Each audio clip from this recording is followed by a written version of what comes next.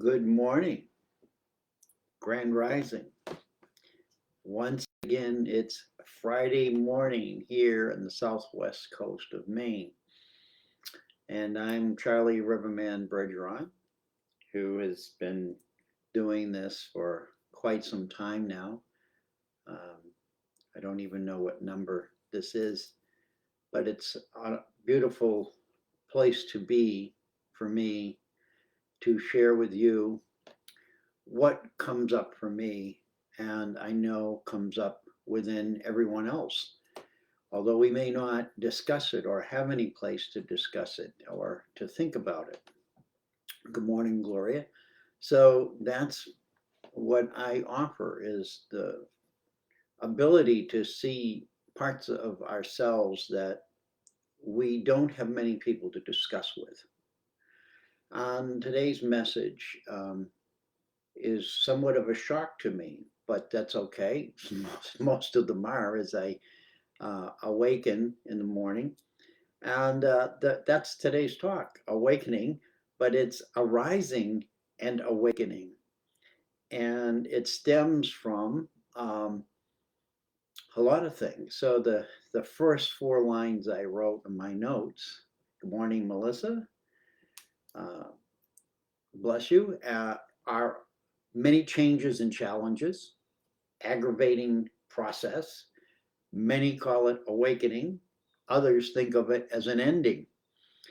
And the reason that came about was because I woke up in a very agitated state. I don't remember my dreams from last night, although sometimes I do.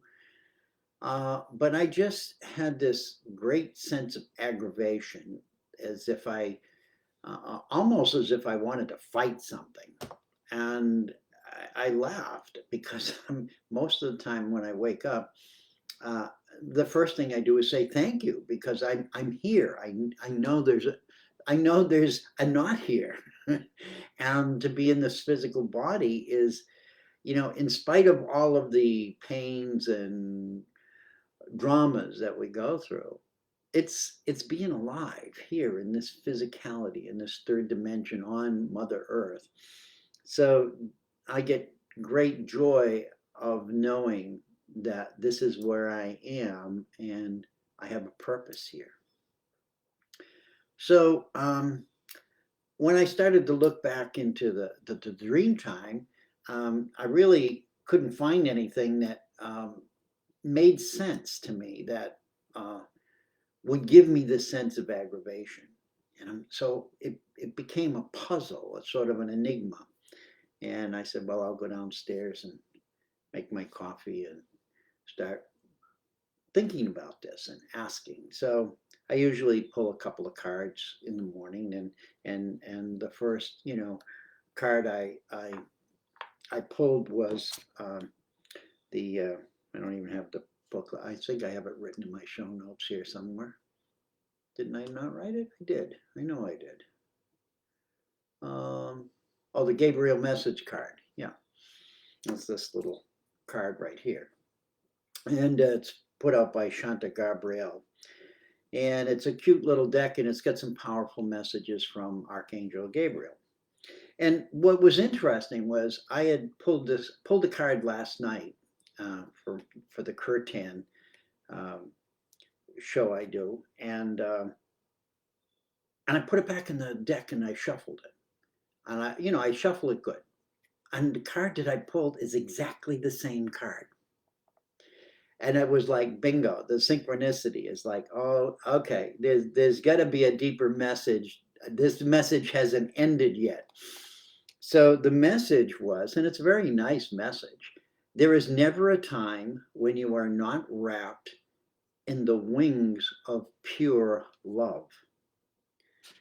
And I thought about it. I remember reading that the first time. I remember reading it last night and remembering how nice it felt to say that I was, the message was in the wings of pure love.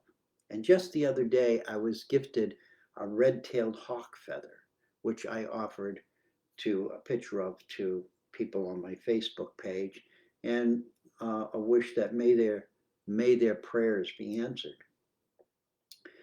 And so here we are in this world that we can wake up with all of this wonder and amazement happening around us and feel aggravated and not understand why. And I know that I'm not alone. This is why I always say I know you are all going through whatever you're going through, and it's not comfortable many times. It's not pretty. It's painful, etc. We can use all the adjectives, but the message really is we are all going through this. And so, as we all go through this, we have to begin to unite, not create, you know, keep separating from each other. We need to find reasons to unite, to be able to talk and express what we're going through without fear of condemnation or without fear of ridicule. And I think this is what my aggravation was all about. And so I look at these things in my own life and I realize that I am just one of almost 8 billion people on this planet. And if I'm going through it, I'm knowing at least another million are going through this. I mean, at a minimum, another million, but I assume much more. And the message is we are all awakening from a long and challenging darkness. You know, sleep is that darkness. We don't think of it as darkness, but we're not seeing, you know, we're in this uh, environment of the dream state.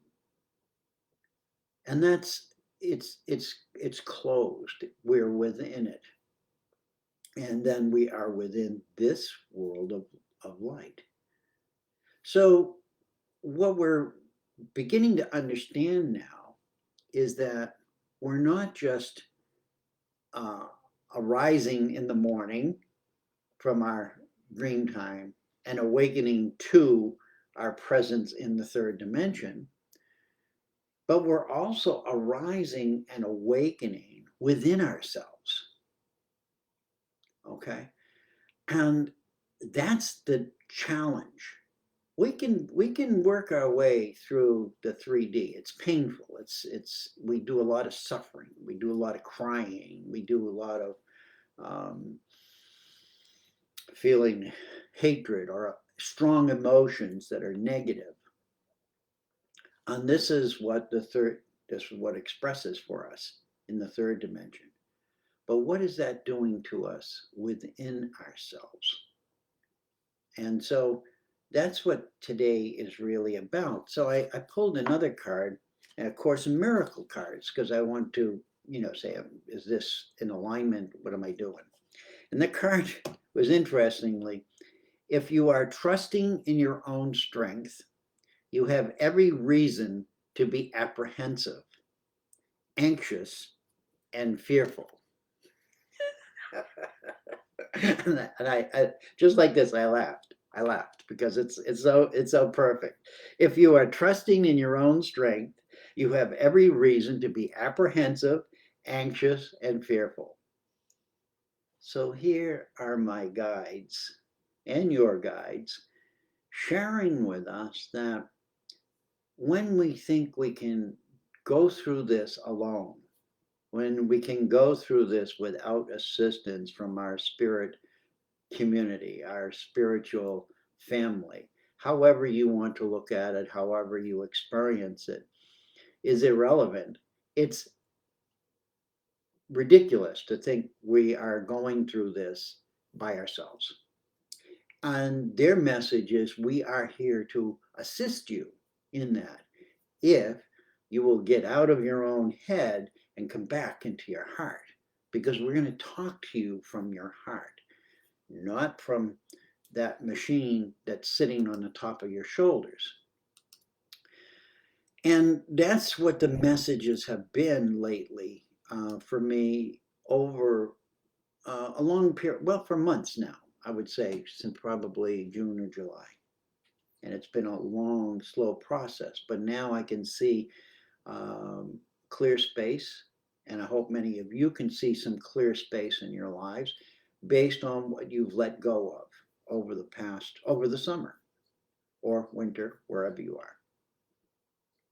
So for those of us in the southern hemisphere, we've had contemplation because we've been but the virus has kept most of us in around the world anyway. And so what do? We go into this inner state of contemplation and question things and try to figure out, why am I doing this? And then we get, somewhat wall bound here, and it's like, I got to get out. I got to, but we're limited. We're limited in our expression right now. Before the virus, we had free range. So we had a fairly, difficult experience here that has not been to the extent happened in 100 years anyway. And here we are. Here we are in this environment of change. And we see that as we're being forced to be contained, everything around us seems to be expanding rapidly. We're being bombarded with new technology. We're being bombarded with new medicine practices. We're being bombarded with people riding in space in rocket ships.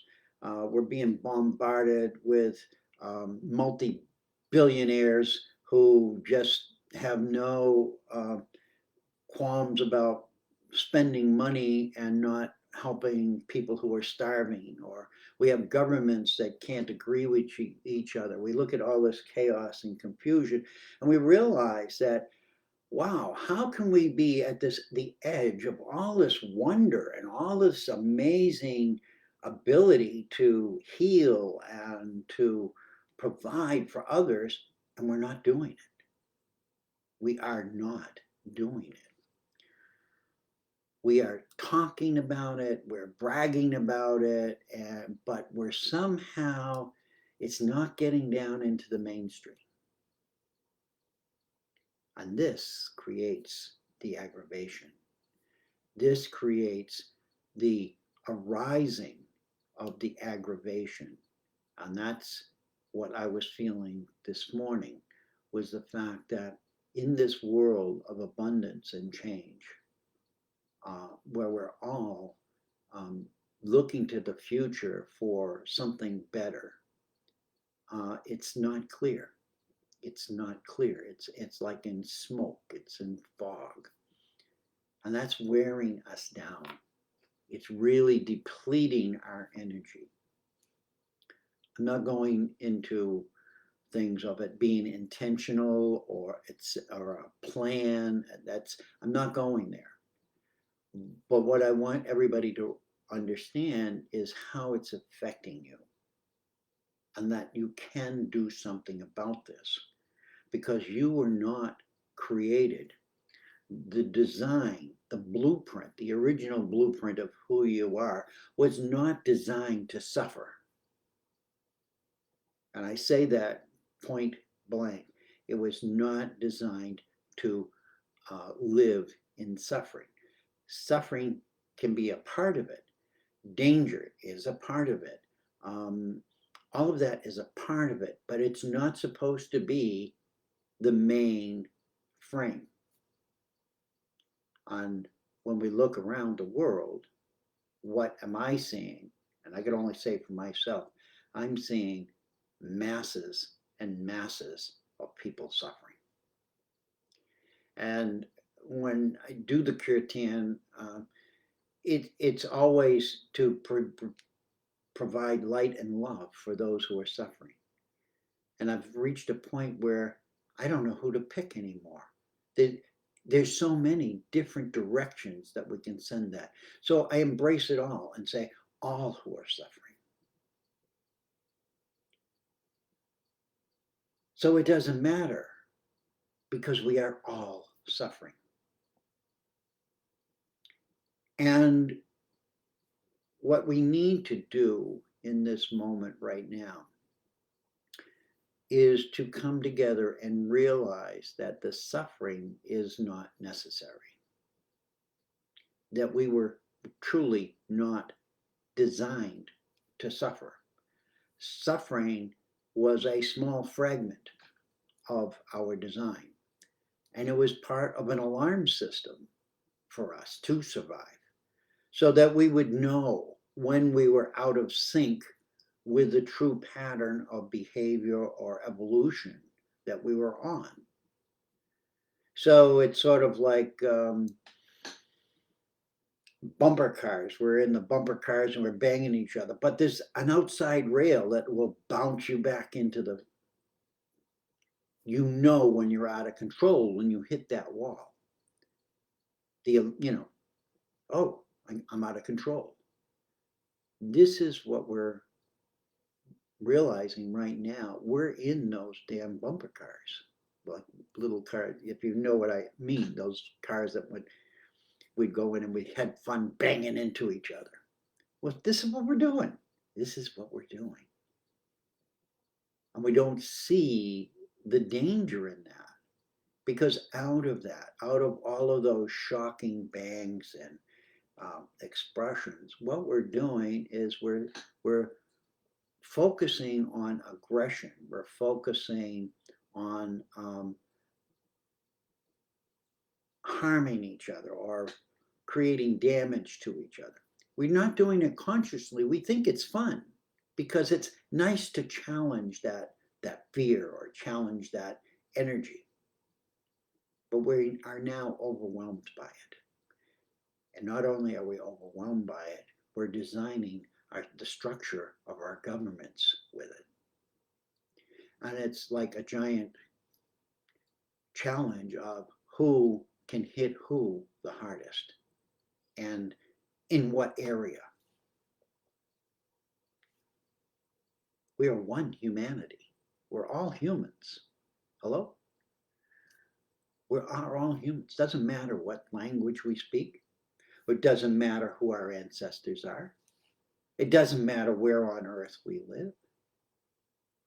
We're all planet Earth beings. So why do we continue, is my question. Why do we continue this process? And the message that came to me this morning is because we've created it. And we can't honestly come into ourselves and say, we were wrong. We are in error. We are out of control. We have a major problem here, Houston. Yet each one of us, when we wake up in the morning, can feel it. Each one of us, when we go to bed at night, can feel it. Each one of us that go through the day in some state of fear or anxiety or depression are feeling it. It isn't us as an individual as much as it is us as a collective. I hope I'm making sense. It makes sense to me, but then I'm not always sure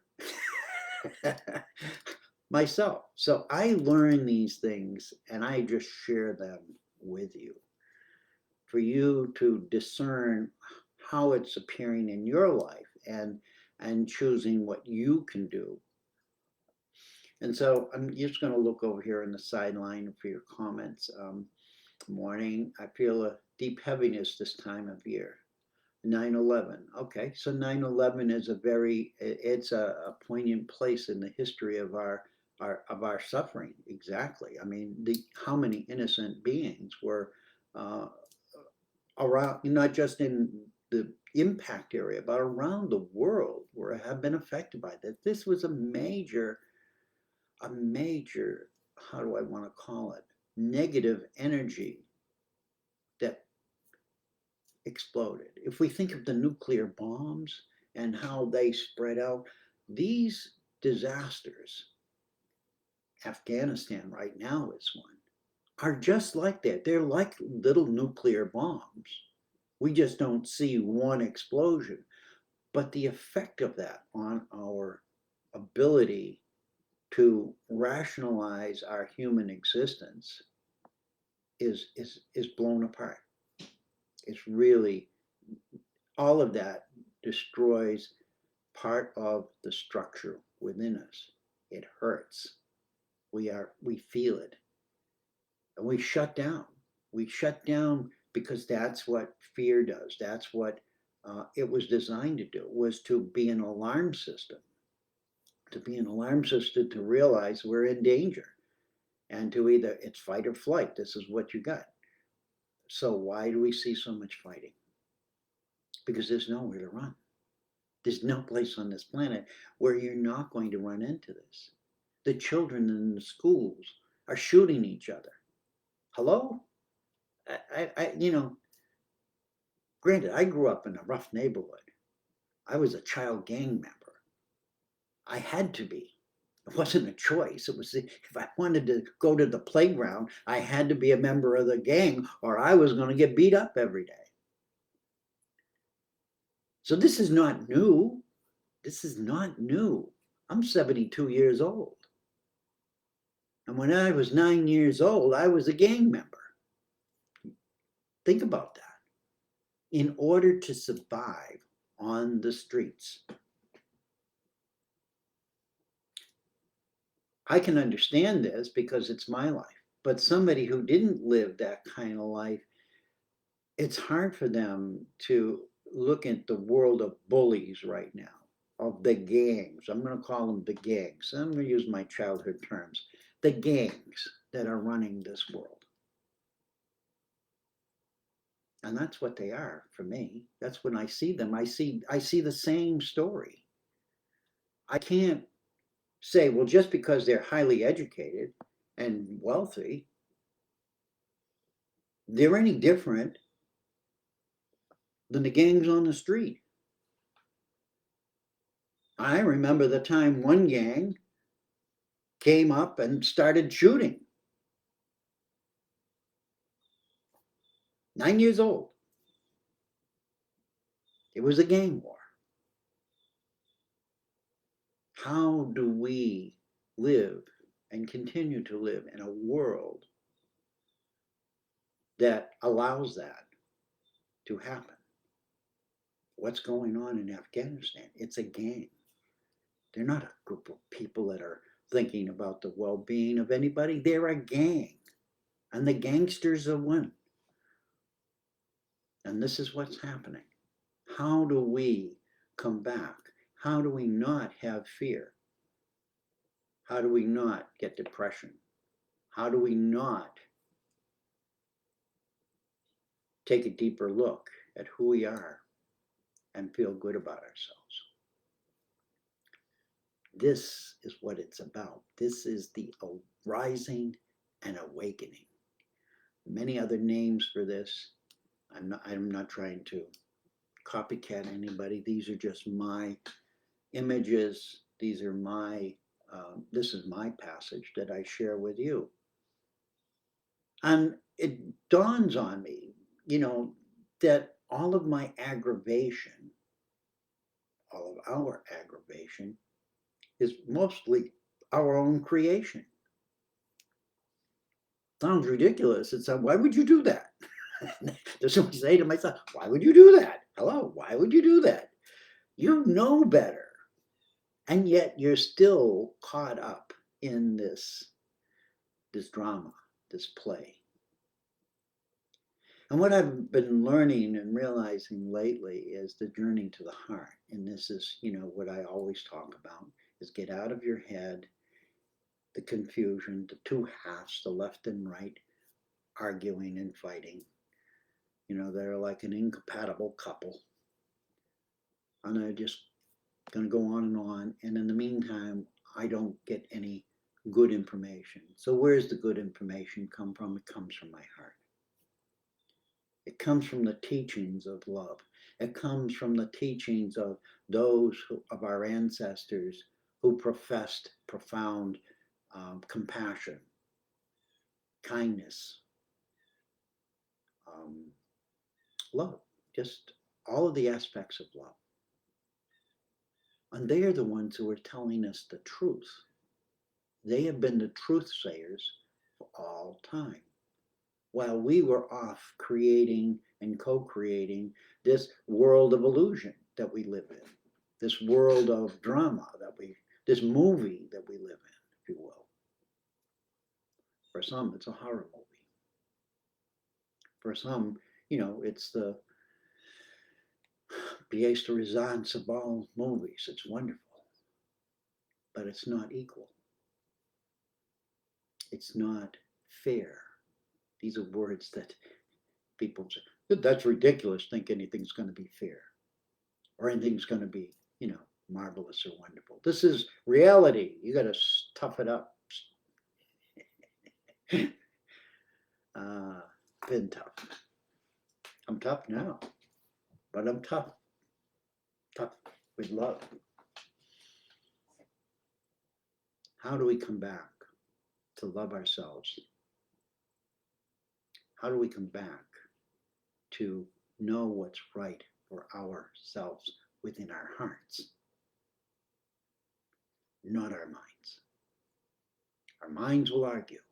They'll give you all of the reasons why you can't do it, it won't happen, etc., etc., etc., etc. Because it's being bombarded with failures. So when we look out at the world, we now see more failures, and we're told about more failures than positive reactions. So why wouldn't we live in a place of fear of failure? Why wouldn't we feel helpless? Why wouldn't we feel worthless? Why wouldn't we have depression? Why wouldn't we want to go out in a rage of anger?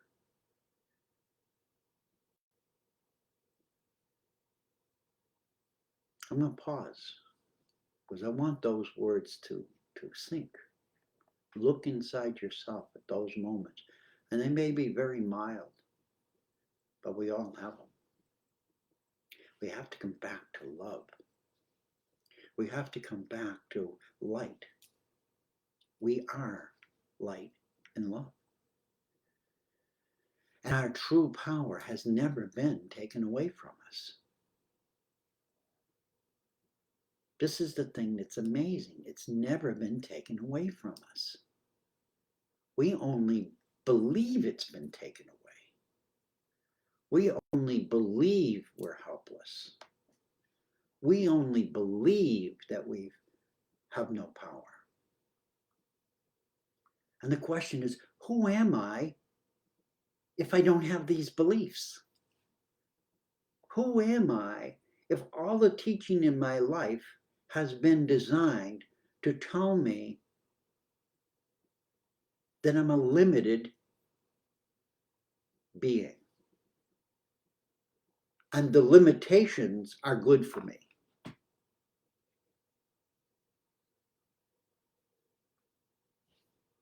Hello? Does that make sense? Oh, you're a beautiful person, but don't do this. Don't do that. You can't do this. You can't do that. And there's no harm in what you're doing. Most of the time, many of us just want to help them. No, you can't do that. No, that's not the way we do things around here. And that's what we keep getting told. That's not the way we do things around here. We have a better way of doing things, and this is what you're going to do because we are in charge. What happened to our sovereignty? What happened to our own ability to make a choice for ourselves, a positive choice, when all that's lined up from us are a choice of negatives? So in many ways, on some occasions, we can't choose a positive solution. They're not there. What are our options? Bad choice number 1 or bad choice number 16? Well, I don't see a real choice. What's the difference? Maybe bad choice number one won't hurt me, but it's going to hurt my next door neighbor. We see these are the things that we're going through right now. And these are the reasons I woke up aggravated. And they didn't come from my conscious mind. They came from the subconscious, from the underneath, from the in. And the reason is because it's a replay, a replay, a replay. How many times can you see a movie before you get sick of it? And that's what it is for me. It's the movies playing over and over and over and over and over and over. And I'm saying, go away. Will this TV break, or will this, movie screen collapse? So we get frustrated, and we get frustrated at ourselves. And we're not the blame. We're innocent bystanders that are caught in the energy of destruction and pain and suffering and greed and lack of love and lack of trust. So we need to come back when we wake up and take another look at the world in front of us and realize I have a better choice today. And that choice is not necessarily going to come from my head. My head can give me advice on it, but it has to come from my heart. How am I going to begin to live my life from my heart? Because our true power is never taken away from us. It's just all hidden beneath the dreams of pain and insecurity that we have been made to believe are true.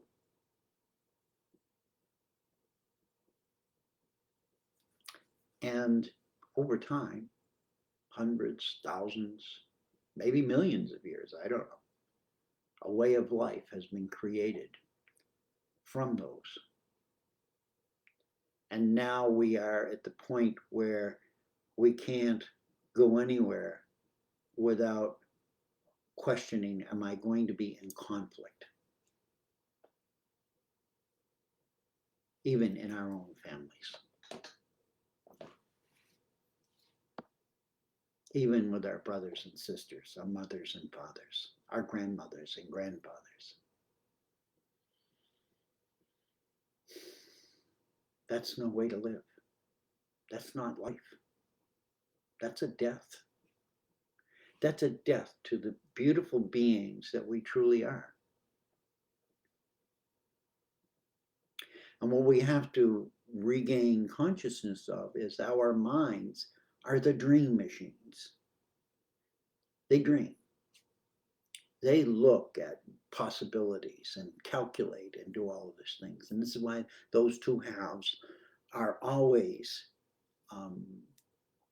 playing a tug of war of who's right, who's wrong, or what's best, what's not best. And what we've lost is the ability to ask our hearts, which has an intelligence far greater than our brain. But we're not consciously aware of it. This is the conscious awareness here.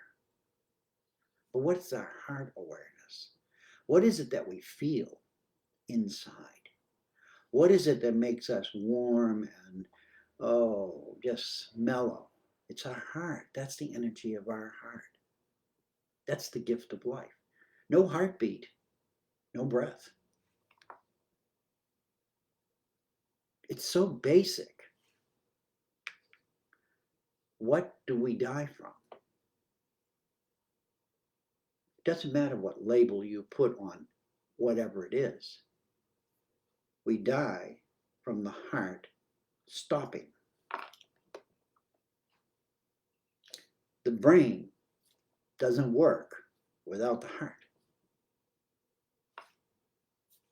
This is not fantasy. This is simplicity. The first organ in our body that forms is our heart. And it doesn't even have anything to do yet. but it's there because it's the source of who and what we are. We are light and we are love. The light is who we are in the greater. When we leave, we become the light and we become the love. Love is the source. We are love. And we come into the form of light. And when the sperm meets the egg, there's a flash of light. This is science. I didn't know this until a couple of weeks ago. And it's like, of course, why wouldn't it? Why does my understanding align with the physical biology and chemistry?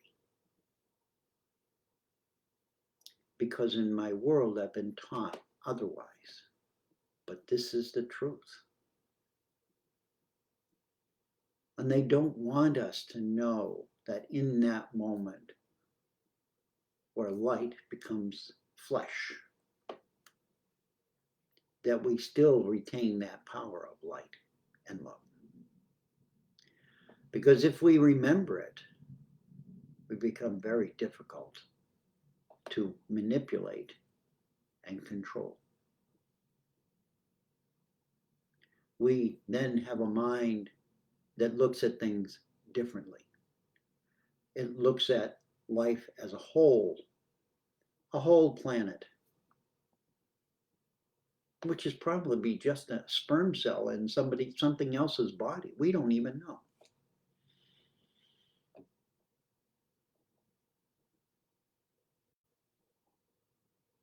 We are amazing, powerful beings.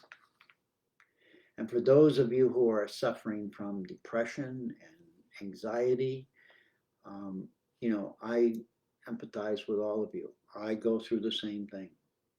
It doesn't mean I'm impervious to that.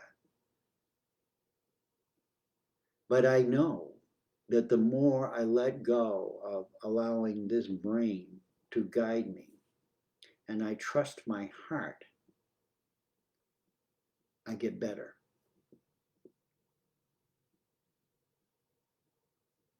I become clearer. I become kinder. I become more compassionate. And I know that if it's happening within me, it can happen within you. And I know many of you are on that journey and you are witnessing and feeling it for yourself. And for you, I'm here to confirm that and to say, keep going. For those of you who are struggling right now, I'm offering you the hope that you too can be a part of this.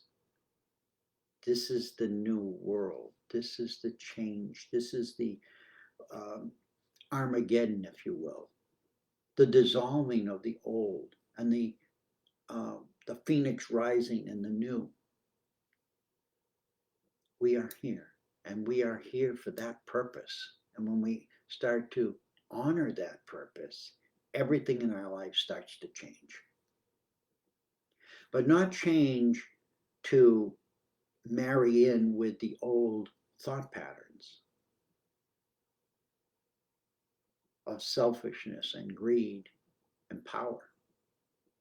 It blends into the original blueprint of harmony and balance and peace and light and love. So I want you all to, let yourself off the hook a little and know that what you are going through is it's a normal process based on what you're being presented with. That you're not irrational, you're not crazy, that this stress and this energy that we are in is very, very strong. And it can be very harmful to all of us if we don't begin to realize how strong we are. That our hearts are the power plants that keep us running. That we are the light and love, both in spirit and form. That we are powerful in more ways that we haven't even realized yet. As a collective, never mind as individuals. We are arising as awakened souls. And the weapons of destruction are only harmful to our physical form.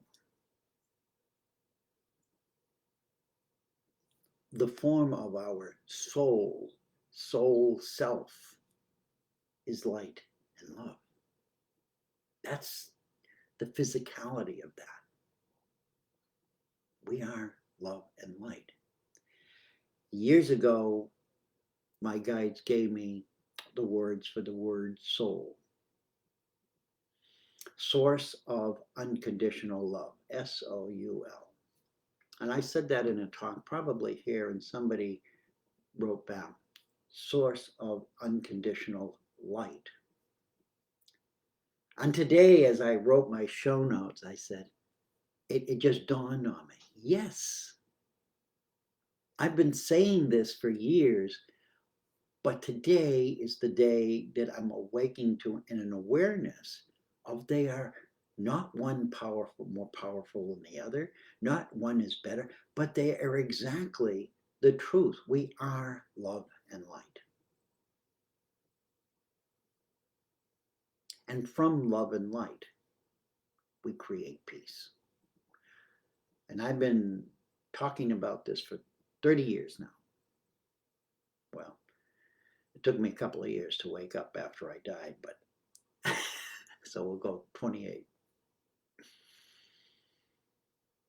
But that's who we are. And I want you all to deepen into that. You are a source of unconditional love. You are a source of unconditional light. The divine masculine and feminine are embracing each other within us in unity rather than separation. Right? Have two halves in the breast, masculine and feminine, or whichever side is which.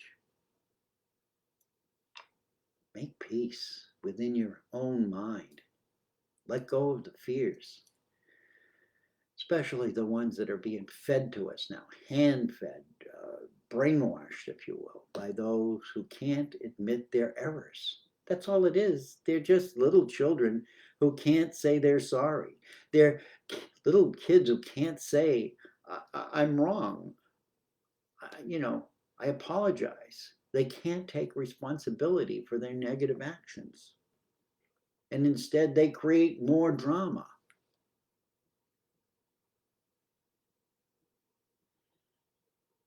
The future of humanity, in my last sentence, is the future of humanity has no room for or enough atmosphere to sustain it.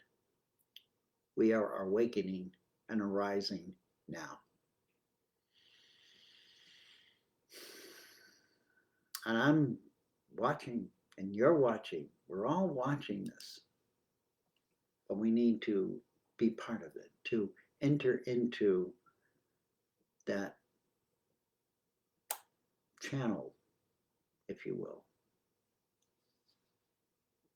And we need to weave love.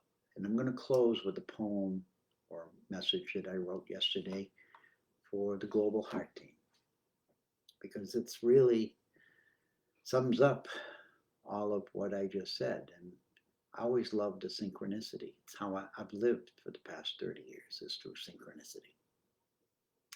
It's called Yes, Weaving Love. You can find it on my blog. You can find it on my Facebook page. Not that I'm advertising, but there are people out here who really do care. Yes, weaving love.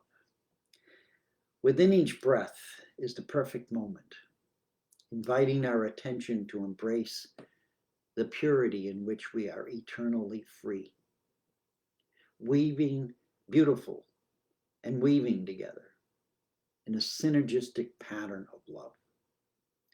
How precious is each of those moments which call to us from the still point of our opened hearts to be fully present and send forth waves of love that cannot be altered or misguided.